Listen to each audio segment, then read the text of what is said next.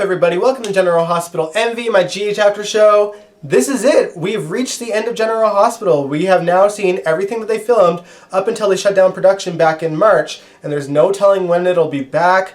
We know that California is on lockdown until the end of July, which means that GH could start filming in August, which means we might not see General Hospital until September or October. But again, this is some unpredictable times we're in, so there's no telling if that'll actually happen. It just depends on the state of the world at that point, right? So without any further ado, let's get into it. Now, I'm not gonna lie, this was kind of a hard week for me to get into because, knowing that the show is about to go on a indefinite hiatus, it's hard to get into the stories when we know that there's not gonna be a resolution anytime soon. And honestly, anything that they planned at this point may be changed by the time they come back because, well, they have to follow new guidelines and new rules to keep the actors safe. It's really unpredictable. But let's get to some of the major points that happened this week anyway. Number one, Nelle married Julian because of course she did. Julian looks absolutely miserable, like someone just kicked his puppy. And honestly, I ain't even mad. He deserves this. This is just karma. He could have saved himself all of this hassle if he just told Michael the truth about Wiley in the first place. The thing that I find really hilarious though is that he's marrying Nelle so that Sonny doesn't threaten to kill him for knowing what he knows about Wiley or what he knew. And instead now, Sonny is threatening to kill him because he's married to Nelle. So the way that I see it, Julian might as well throw Nelle under the bus and just die with dignity at this point. Sam wasn't too pleased about it either. She told Julian that he is dead to her, and rightfully so. Who would want Nelle as a stepmom? Poor Sam. Poor Lucas. Number two, Nina decided to testify on Nelle's behalf at the hearing, but there's no telling what she would have said. Unfortunately, the cliffhanger on Thursday was her going up to the stand, so there's no telling where it could have gone. I think there's one of two scenarios. Number one, she could have just protected Nelle and, went up to bat for her, or number two, she could let the judge know that Nelle blackmailed Julian into marrying her.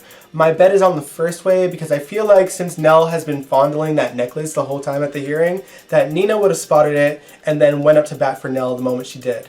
So, it is what it is. We don't know what the outcome would have been because all these stories are probably going to change when GH eventually does go back into productions. So it's hard to predict, but I'm still banking on the first theory. Now, if I were to predict the end of the trial, my guess is that Michael would not win sole custody of Wiley and that the two of them would have to share custody because it just makes the most sense. They're both doing, kind of underhanded tactics to try and win sole custody of Wiley, and I think the judge is just going to get annoyed of their antics and force them to join custody with Wiley. So that's my guess. What's your guess? Let me know in the comments below. Let's talk about Cyrus. Now, Cyrus for some reason is very interested in owning Ava's penthouse, and Ava's actually considering it for some reason, even though he is responsible for her dear friend Trina's dad's death.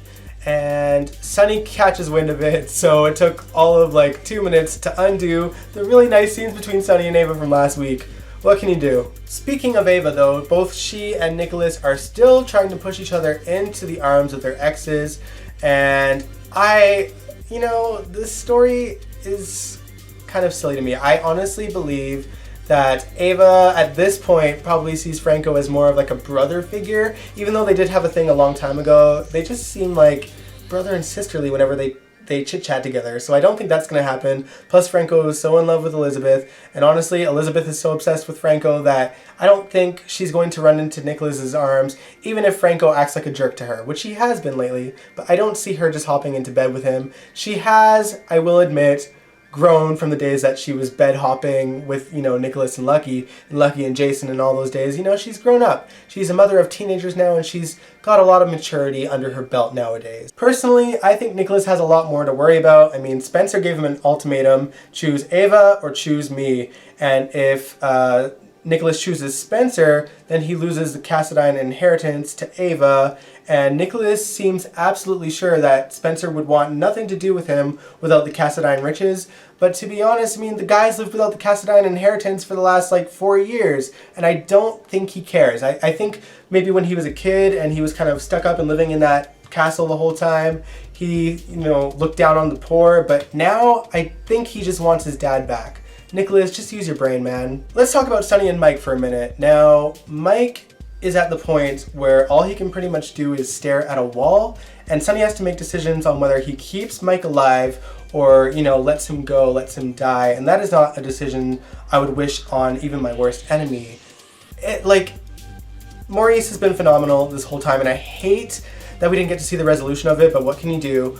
Either way, what I appreciated about the scenes this week was getting to see Sonny and Jason have a really vulnerable moment with each other. Even though they've shared scenes recently, not a whole lot of them have pertained to Mike, and getting to hear the two of them discuss Mike's past with Sonny was really nice to see. And getting to see Steve Burton get so emotionally choked was nice to see as well, because we don't get to see Stone Cold that, you know, emotional that often anymore. But yeah, those scenes were amazing. I really, really enjoyed them. Let's talk about Robert Scorpio for a second. He truly believes that the news on Holly Sutton's death has been greatly exaggerated, and he wants to recruit Luke to help him look into it. So he goes to the Quartermaine Mansion to ask Ned to ask Tracy for Luke's contact number, and in the midst of that, he and Olivia share a nice tender moment, kind of talking about, you know, how she lost Dante and how Robert lost Holly and that they can't give up hope.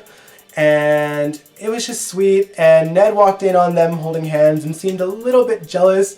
I think the thing that I appreciate about Robert and Olivia sharing scenes together the most is that Lisa LoCicero, who plays Olivia, is like a huge fan of Tristan Rogers and Robert Scorpio from back when she used to just watch GH. So anytime that they share a scene, I'm always thinking about that, because I'm like, she must think this is amazing. But yeah, it was really nice scenes, and actually I had to laugh a bit too, because earlier, Olivia had been talking to a psychic about Dante, and she brings that up to Robert, and I just was instantly reminded that at one point, she had an LSD overdose that made her psychic. Yes, that was the story. I guess it wore off. Thank God. Since we're talking about the Quartermaines, we might as well bring up the ELQ takeover that Valentine is trying to pursue. Now, Brooklyn had just found out from Ned that someone is after ELQ, and she is terrified because obviously she sold her shares to her ex-producer Link, and she's now aware that he probably gave it to someone else. So she meets up with him and demands to know who it is, and that's when Valentine shows up, and that's where their scenes ended, and there's no telling what's going to happen after that. If I were to guess, I feel like Valentine would have found a way to keep Brooklyn silent, and that she wouldn't be able to tell Ned who's actually taking over, because of course the bad guys can never lose. Speaking of bad guys never losing, let's talk about Peter August. They have found a way to keep him on our screens for even longer. It appears that Maxie is pregnant. And honestly, I'm actually kind of relieved that GH is on a break, because I don't think I could have sat through Maxie and Anna looking like bigger fools more and more each and every passing month as she gets bigger and bigger with his child. I'm just like, oh man, like if you guys wanted baby drama, Molly, Brando, and TJ are right there. You had that on a silver platter to tell a really good, complicated, messy story, and y'all took the crappy route. The only other scenes worth mentioning this week is that Sam and Alexis ran into Brando at the gym, and Alexis kind of liked what she's seen, you know what I'm saying? But Sam actually apologized to Brando for being so mean to him, so that's a plus. And then the only other scene besides that worth noting was that Cameron, Trina, Jocelyn, and Dev shared scenes at the park this week. I don't have much to say about those scenes beyond that I like the four of them together. I like their chemistry. This is probably one of the better teen scenes GH has had in years, so I hope to see them continue once GH is back from the break. But yeah, that's it. There's no more to discuss. There's no more General Hospital for a while now. So I bet some of you are wondering, what happens to GH Envy now? The short answer is nothing. I will still be doing GH content every single week for you guys to enjoy. I'll tell you what I will be doing and what I won't be doing. What I won't be doing is reviewing the reruns that they're showing on TV for GH, because quite frankly, they don't seem to be showing anything before 2014. And I've been doing GH Envy since 2016. So for the most part, you can just go back and watch my old reviews. The next 3 weeks on TV will be Nurses Ball episodes from 2014 to 2019. I've covered 4 of them. Watch those. What I will be doing, and I've mentioned this before, is I will be doing reaction videos to old scenes on General Hospital. The first one you'll see is me reacting to the very, very first episode of General Hospital from April 1st, 1963.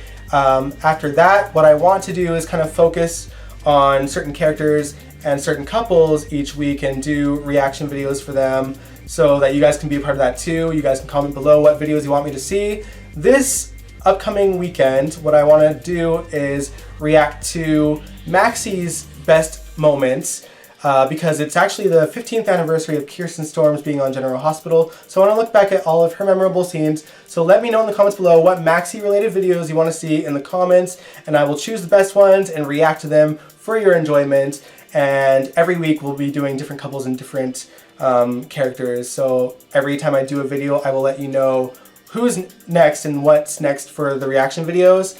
Beyond that, I will be doing other GH content too, so stay tuned for that. But in the meantime, that's it. If you like this video, give it a big old thumbs up, subscribe if you want to, and I will catch you guys in a couple days because that's when I'm actually going to release the reaction to the first episode. And then on Sunday will be the Maxie one. So, catch you guys next time. Peace out.